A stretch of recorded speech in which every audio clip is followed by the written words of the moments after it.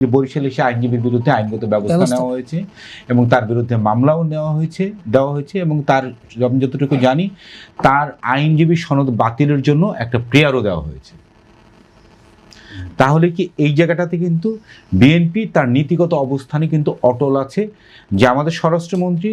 Mob সন্ত্রাসের বিরুদ্ধে উনি যে একটা কঠোর স্ট্রিক্ট একটা অবস্থানে ছিলেন, সেখানে আমাদের দলীয় পরিচয়ে যে মব সন্ত্রাসটা করা হয়েছে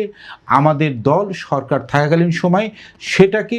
নিরুৎসাহিত এবং দৃষ্টান্তমূলক শাস্তি ব্যবস্থা গ্রহণের জন্য একটা আইনজীবীর সনদ বাতিলের জন্য কিন্তু সেটা কিন্তু অফিসিয়ালি প্রেয়ার দেওয়া হয়েছে। তার মানে আমরা মব সন্ত্রাসের বিরুদ্ধে আমরা কতটুকু কঠোর আছি।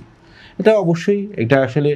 আমি সেই পুরনো গল্প আপনাদেরকে শোনাতে চাই না, তারপরও বলবো যে হ্যাঁ আমি সময় চাবো, সেই সময়ের আলোকে আবার বলবো যেরকম সময় তো আওয়ামী লীগ 17 বছরে চেয়ে আসছে, আমি সেগুলো বলবো না।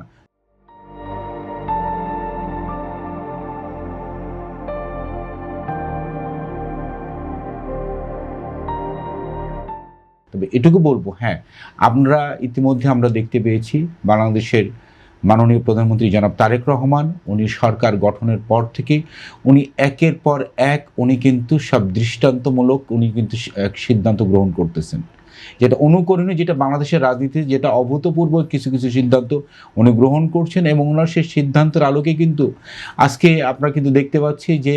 আপনার প্রশাসনিক জায়গা থেকে সব জায়গায় থেকে একটা কাজের গতি বেড়েছে। এবং সবচেয়ে আরেকটা গুরুত্বপূর্ণ বিষয় যেটা যে স্থবির ঢাকা গতি ফিরে পাচ্ছে, এই প্রশাসনও গতি পাচ্ছে, স্থবির ঢাকাও গতি ফিরে পাচ্ছে,